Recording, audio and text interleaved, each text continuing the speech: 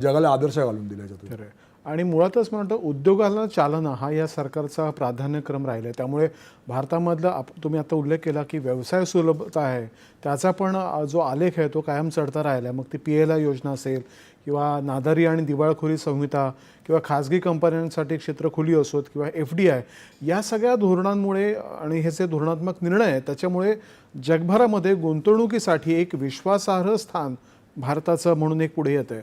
त्याबद्दल काय बरोबर. मगाशी तोच मी उल्लेख केला की एक ट्रस्ट डेफिसिट जो जगामध्ये होता तो भारताकडे सगळा मित्र देश म्हणून बघतात. PLIचा तुम्ही उल्लेख केला. आत्ताच्या ज्या फेब्रुवारीच्या बजेटमध्ये काही आकडेवारी तुम्हाला सांगतो की PLIद्वारे जास्तीत जास्त उत्पादन क्षेत्रावर भर द्यायचा. तर त्यासाठी इलेक्ट्रॉनिक असू दे किंवा तंत्रज्ञान असू दे त्यासाठी जवळजवळ 9,000 कोटी रुपये ह्या वर्षासाठी आपण तरतूद केली आहे. 2,800 करोड आपण ऑटोमोबाईल आणि कॉम्पोनंटसाठी घेतले आहेत. 2,150 करोड फार्मासाठी घेतलेत. शिवाय साधारण 1,100 करोड हे वस्त्रोद्योग उद्योग म्हणजे ज्या ठिकाणी मोठ्या प्रमाणावरती रोजगार निर्माण होऊ शकतो अशा ठिकाणी PLI स्कीम आणली. आणि PLI स्कीमचं एक महत्त्व असं आहे की तिकडे जी कागदोपत्री जी काही तुम्हाला सबमिशन करायला लागतात त्याच्यामध्ये प्रत्यक्षात तुम्हाला परफॉर्मन्स दाखवल्यानंतरच ते मिळतं. म्हणजे कुठेतरी ज्याला आपण म्हणू शकतो की एक इल्युजन नाही आहे. तुम्हाला प्रत्यक्षात परफॉर्मन्स करावा लागतो त्यानंतरच तुम्हाला हे PLI स्कीममधून मिळतं. आणि त्याचा जाता जाता अजून एक उल्लेख करायचा झाला तर जी शिस्त बँकिंग आणि उद्योग क्षेत्राला हवी होती ज्या आपण मगाशी उल्लेख केलात की नादारीच्या दृष्टीने जे काही केलं तर साधारण मागच्या वर्षीपर्यंत जी आकडेवारी अवेलेबल होती तर त्याच्यामध्ये ज्या कंपन्या आपल्यापुढे होत्या की ज्या कर्ज देण्याला म्हणजे ज्याला विलफुल डिफॉल्टर होते तर ते सगळे जे नॅशनल कंपनी लॉ ट्रायब्युनल ह्याच्या अंडर आले आणि त्यांना प्रत्येकाला जाऊन तिकडे आपल्या जी नादारी आहे आणि ते एकूणच सगळं सबमिशन करायला लागलं. तर जवळजवळ 2,500 कंपन्या अशा याच्याखाली आल्या. आणि त्याच्यात एक चांगला फायदा पण असतो की अशा कंपन्यांना कोणी विकतही घेऊ शकतं आणि त्यातून त्या कंपन्या सर्वाईव्ह पण होऊ शकतात. म्हणजे दोन्ही बाजूने याचा फायदा होतो कारण जे कर्ज दिली आहेत बँकांनी त्यांची कर्ज ती त्यात वसुली होते. आणि अशा तऱ्हेची यंत्रणा आल्यामुळे मोठ्या प्रमाणात फायदा झाला. मग तो स्टील इंडस्ट्री असू दे मायनिंग असू दे आणि उद्योग क्षेत्राला ह्याचा मोठ्या प्रमाणात सपोर्ट मिळाला.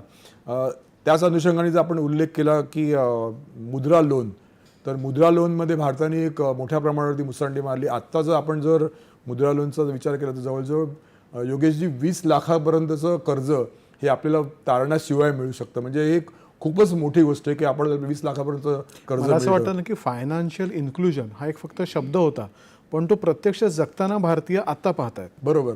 आणि MSMEचा आपण उल्लेख करतो की आपण नेहमी म्हणतो की MSMEमुळे रोजगार निर्माण होतो कारण तो जो उद्योजक असतो तो 3 ते 5 जणांना अजून रोजगार देतो. म्हणजे आपण जर 6 कोटी MSME म्हटले तर 18 ते 20 कोटीच्या दरम्यान त्यांच्याकडून रोजगार निर्मिती अपेक्षित आहे. तर आणि अर्थातच MSMEमध्ये थोडी आपण म्हणतो की त्याच्यामध्ये सगळेच काही सक्सेसफुल होतं असं पण नाही. पण MSMEचा विचार केला आणि मुद्रा लोनचा विचार केला तर आता त्याला 1 दशक पूर्ण झालं या मुद्रा लोन्सना. काही आकडेवारी मी बघितली की जवळजवळ 52 पेक्षा जास्ती कोटी लाभार्थी आहेत या गेल्या 10 वर्षात. अर्थात त्यात काही रिपीट पण असतील पण रिपीट असेल याचा अर्थच असा आहे की त्यांनी आपलं लोन फेडलेलं आहे. त्याशिवाय तुम्हाला NPA आला तर तुम्हाला काही परत मिळणार नाही. म्हणजे ती एक चांगली गोष्ट आहे. महिलांना जवळजवळ 48% ही लोन्स दिली गेली ह्या मुद्राच्या अंडर. त्याशिवाय एकूण जे डिस्बर्समेंट आपण म्हणतो ते गेल्या 10 वर्षामध्ये तब्बल 33.5 लाख करोड एवढं झाले. म्हणजे विचार करा 33.5 लाख करोड हे तारणाशिवाय कोणाला मिळाले. आणि ही केवळ आर्थिक क्रांती नसून ही सामाजिक क्रांती आहे. बरोबर. कारण महिला असतील किंवा जो नाहेरी वर्ग असेल की ज्यांच्याकडे आतापर्यंत निर्णय क्षमताच नव्हती त्यांच्या हातामध्ये जेव्हा इतक्या मोठ्या प्रमाणामध्ये साधन संपत्ती आली एक मोठी सामाजिक क्रांती सुद्धा याच्यामुळे सायलेंटली घडून आली. बरोबर. त्याला आपण म्हणतो की नेहमीच की आधार कार्डाची जी आपण योजना सुरू केली माजी इन्फोसिसचे अध्यक्ष नंदन निलेकणी यांनी तर ते त्याला म्हणतात की एक डिजिटल इन्फ्रास्ट्रक्चर आपण तयार केलं DPI ज्याला म्हणतात. त्याचा उल्लेख G20मध्ये पण बराच गवगवा झाला. तर बरेच देश आता आपलं जे डिजिटल इन्फ्रास्ट्रक्चर आहे त्यालाच मॉडेल म्हणून त्यांनी धरले. आणि मुद्रा लोन असू देत अनुदान असू देत कुठल्याही बाबतीत जेव्हा तुम्ही म्हणता की तुमच्याकडे जवळजवळ 54 करोड ही जनधन अकाउंट आहेत आणि ती तळागाळाची आहेत नक्की तर त्यांना ह्या दृष्टीने जी काही मदत मिळाली ती खरोखरच वाखाणण्याजोगी आहे. आणि उद्योगाला चालना देण्यासाठी म्हणजे आता उद्योगाचा विषय घेतला आपण, नुकतंच भारत पाक युद्ध बघितलं जे 3 दिवसात संपलं, पण त्याच्यामध्ये मोठ्या प्रमाणावरती जो ज्याला म्हणतो की आत्मनिर्भर भारताच्या त्या अनुषंगाने डिफेन्स क्षेत्रामध्ये आपण मोठ्या प्रमाणात प्रगती केली. आज आपण जवळजवळ 1.27 लाख करोड याचं उत्पादन भारतामध्ये करतो. ते तर करतोच, ते सगळं ठीक आहे, कारण आपलं जवळजवळ 11 लाख करोड एवढे डिफेन्सचं बजेटच आपलं आहे. आपण जगामध्ये साधारण 3ऱ्या नंबरवरती आहोत, ज्याला आपण म्हणतो की दादा या दृष्टीने.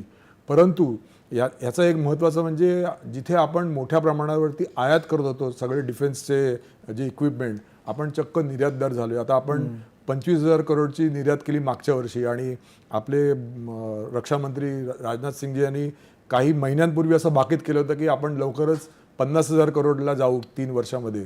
पण आता काही ज्याला आपण म्हणतो की संधी कशी असते एखाद्या संकटातून, आपल्याकडे संकट आलं या पहलगामचं, त्याच्यानंतर आपण हे युद्ध एवढ्या झटपट खेळलो की त्यामुळे भारताची जी यंत्रणा आहे आणि एकूणच भारताचा, आपण नेहमी म्हणतो की IT क्षेत्रामध्ये भारत सगळीकडे वाखाणण्यासारखी कामगिरी करतो, पण डिफेन्स क्षेत्रामध्ये आपण ज्याला आपण म्हणतो की एक S-400च्या प्रणालीखाली जे एक कोऑर्डिनेशन दाखवलं, मग तिन्ही दल असतील त्याशिवाय इस्रो, तर ते ज्याला आपण म्हणतो की मोठी युटिलिटी आपण तयार केली. तर त्या दृष्टीने मला वाटतं आता बरेच देश, मग ते युरोपियन देश पण असतील, आत्ताच आपण बघितलं की युक्रेन आणि रशियाच्या युद्धामध्ये आता नॅटोचे देश पण संकटात येऊ शकतात आणि त्यांच्याकडे तर डिफेन्सची इक्विपमेंट अशी नाहीत. म्हणजे भारताला त्या दृष्टीने एक मोठं प्लॅटफॉर्मच मिळालं असं म्हणायला हरकत नाही. आणि याचा फायदा हा लघु आणि मध्यम उद्योगाला होणार याच्यात. आत्मनिर्भरतेचा उल्लेख आपण आताच केला होता. आत्मनिर्भर भारत हा मला वाटतं